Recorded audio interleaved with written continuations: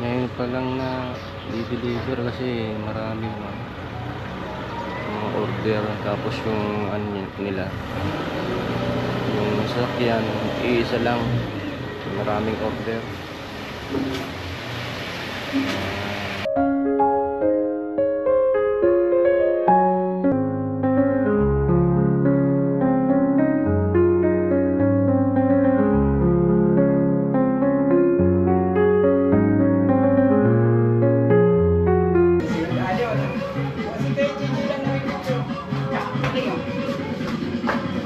Dito na po nung paggawa ng tulay galing dito sa bahay ni Gwen papuntang bahay ni Lola.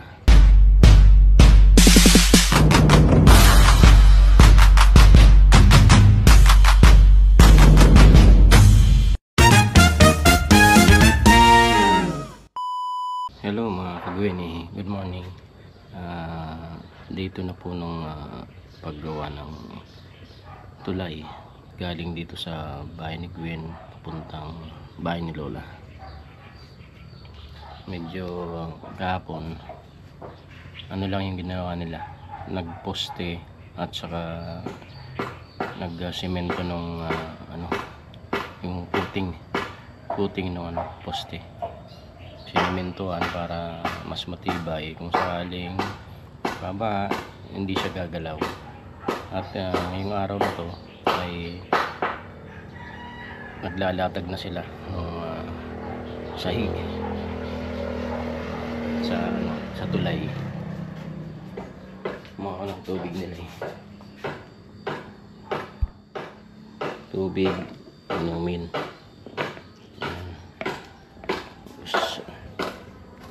Balik ako dun sa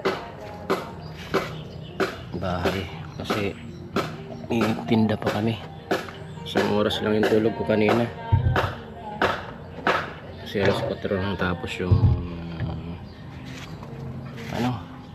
inuman ng mga customer.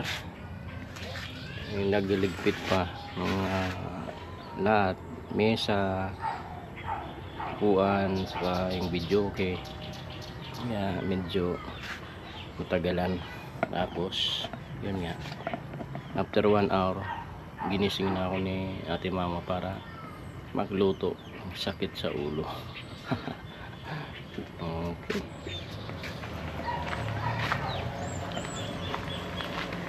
ayan po, lalatag na sila ng tungtungan sa taas.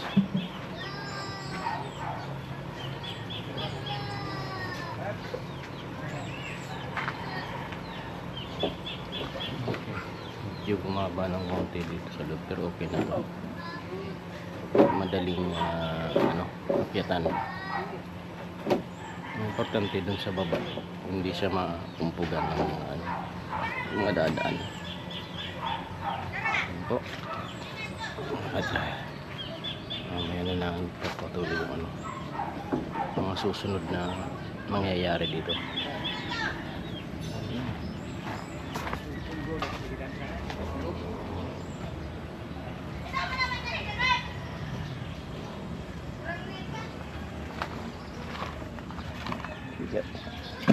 Abot mo na sa tabi. Okay, salam rin. Ha?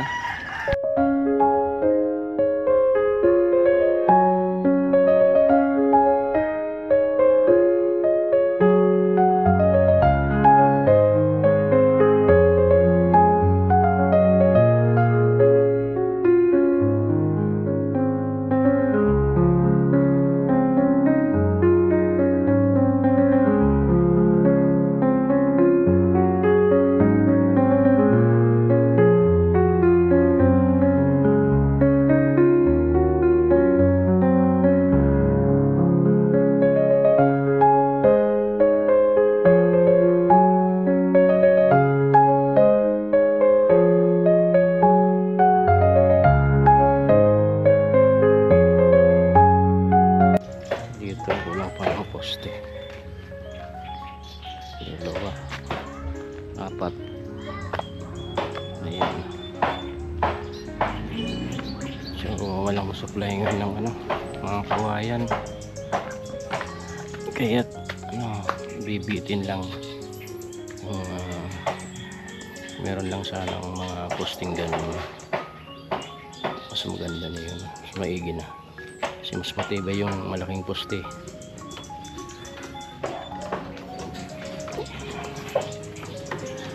Yan yan dito sa taas at ano ako lang tie wire ito.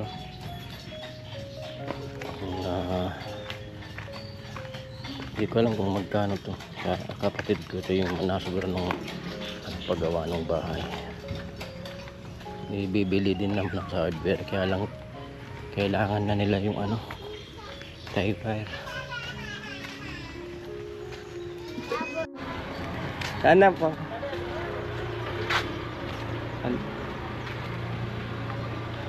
Pakantian pa sana.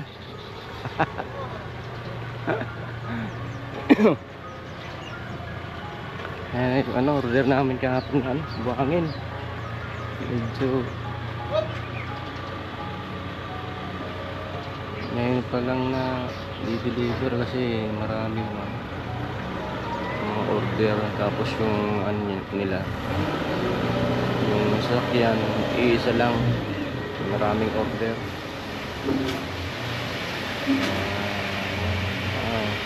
Kasama na dyan yung ano pag nagpagawa siya. Salamat!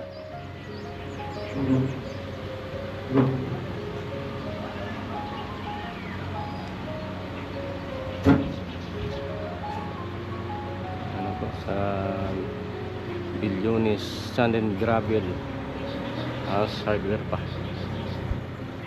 Ayun. Okay.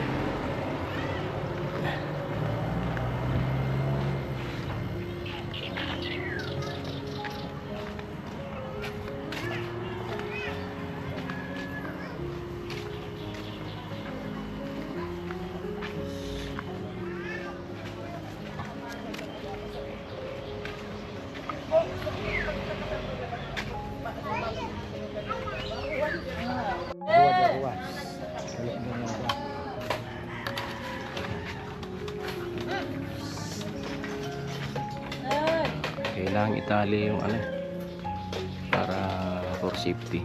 Mula nene, banana Spider-Man. Isa di salud ko kahoy. Pero palalagyan ko pa yan ng ano, kahoy sa ilalim para mas matibay yung ano. Hindi siya basta bababa kagad pag ginagamit na.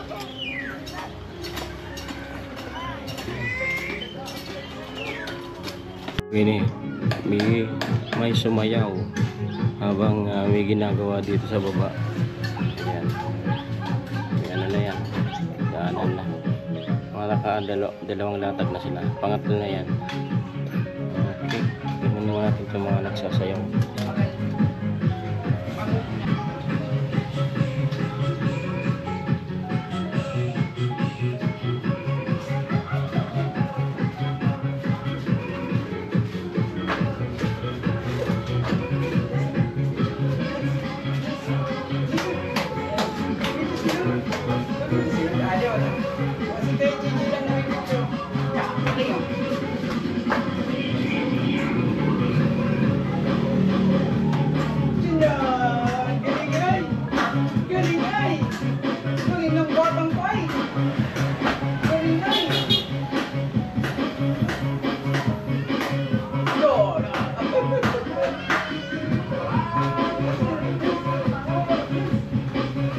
Ayan mga kubinig,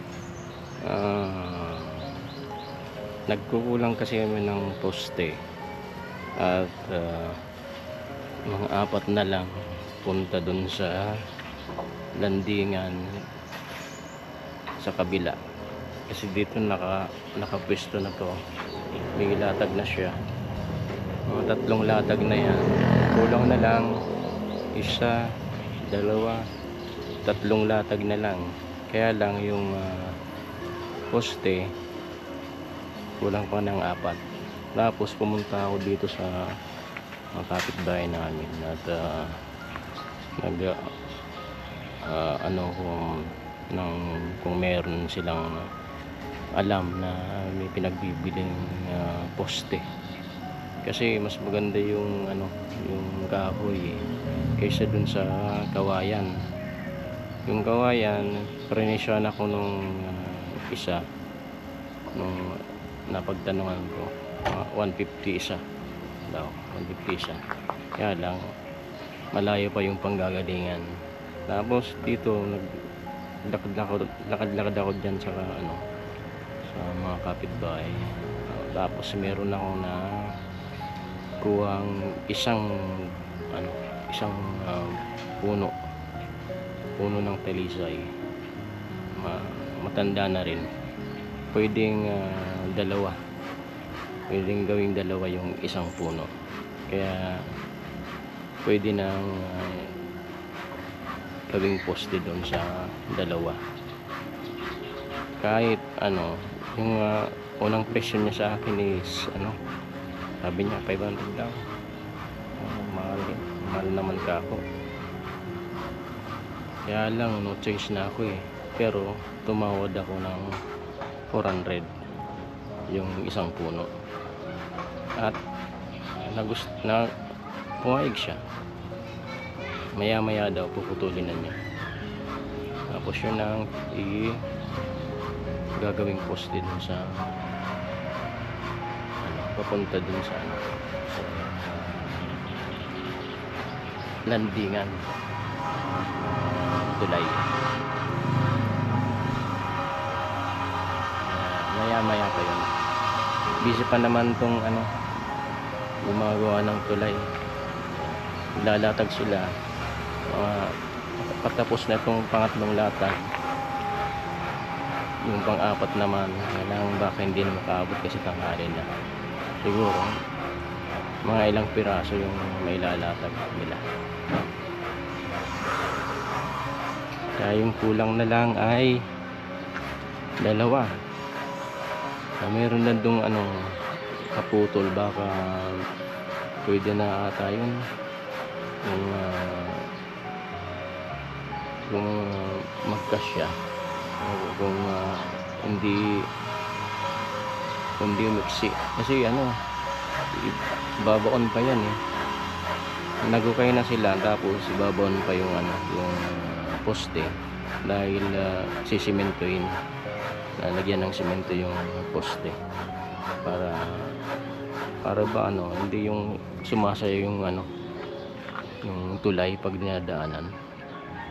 Kaya may yan, puting na simento. Baka matibay na yan. Na yan, panlaban na sa bagyo. Kaya yun lang mga kabini. Titingnan natin kung hanggang saan yung maabot ng yung poste, kung pwede na ba yung maiksi doon, at meron pang isa dito. Ayan, kung pwede ba yan, titingnan natin mamaya. Ayan po. Okay, akyat tayo dito sa ginagawang tulay.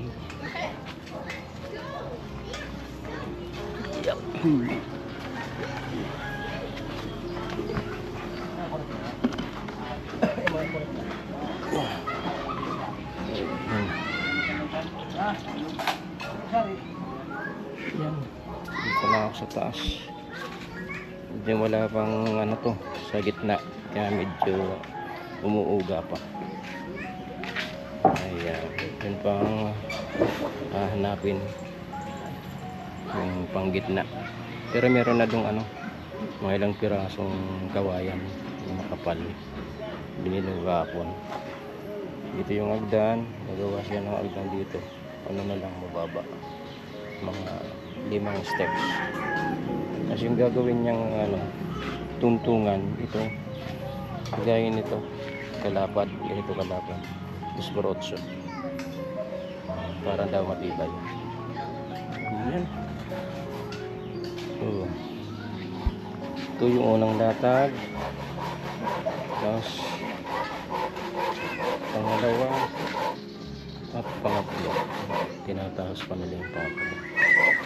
Dito na kami sa taas na. Abot na yung puno. Hanggang dyan yung tubig ng Christine. Dyan sa sangong na.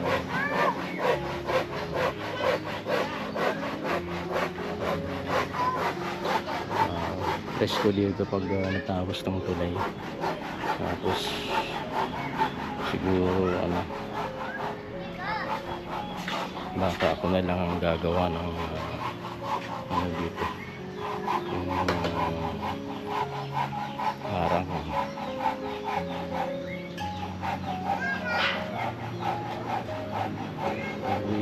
Pag may time ako, free time ako, pwede kong gawin yun.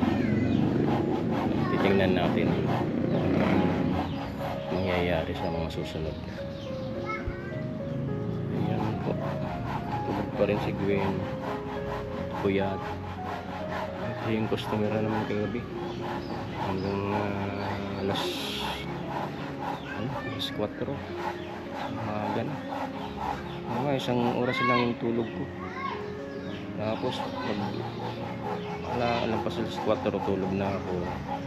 Tapos alas 5 lampas bigla akong ginising ni ate mama. Magluluto na daw ako. Kaya nalimpangatan pa nga ako. Kala ko kung ano yung inuutos. Hindi ko maintindihan yung ginagawa ko. Tapos yun na, magluto na ako dun sa taas. Ano, may bumili naman. Hindi naman nasayang yung ibang tindahan. Hindi kagaya nung kahapon. Marami ang tira. Kasi ano na ako nagluto nun. Lampas alas 6 na. Ilampas na rin yung mga mamimili. Kaya ayun, yun ang kalaban ko, Puyat. Sabi ko nga sa kanya, ano na lang, pumili na lang kung saan magko-concentrate. Kasi mahirap yung dalawa. Alam naman natin, medyo nagkakaedad na tayo, kaya hindi pwedeng ganun yung palaging routine. Pero isa pa rin yung pinapadesisyon ko. Siyempre, respeto sa asawa. Kaya kahit nag-ano na ako, nagre-reklamo na ako, sige lang. Kasi ayaw pa niyang i-give up yung nasa kabilang kalsada. Kasi may mga customer din kami doon. Nanginayang din siya. Buti kung wala na yung mga hulugan, siguro na yan, minsan na lang magtitinda dun sa taas. Kasi alam na yung mangyayari pag gano'n, yung ayokong mangyayari. Diba? Mahirap yung pag nagkasakit ka na, talagang magpapahinga ka. Hindi pwedeng hindi ka magpahinga pag nagkasakit ka. Ayoko naman gano'n yung pahinga ko. Magpapahinga ako dahil may sakit ako. Ayoko naman ng gano'n. Kaya sana makapag-decide siya, si ate mama, na isa na lang yung kung saan kayo mag-concentrate sa munting negosyo namin, para naman hindi makompromise yung namin health. Buti kung palaging malakas ang resistensya, malakas yung katawan, okay lang yun. Kaya lang hindi sa lahat ng panahon, sa lahat ng oras ganun nga malakas. Kasi darating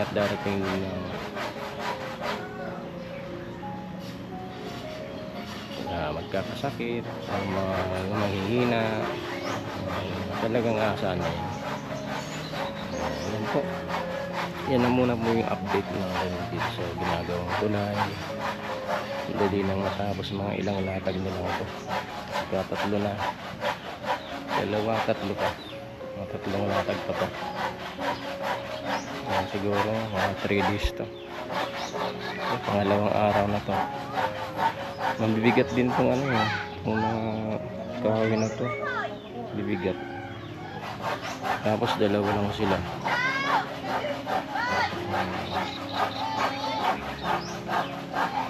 Ano kasi yung mga ano, mga trabador, marami yung nakalinyang mga trabaho sa kanila.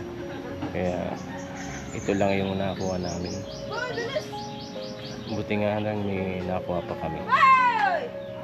At nasimulan na din yung pinapangarap naming tulay,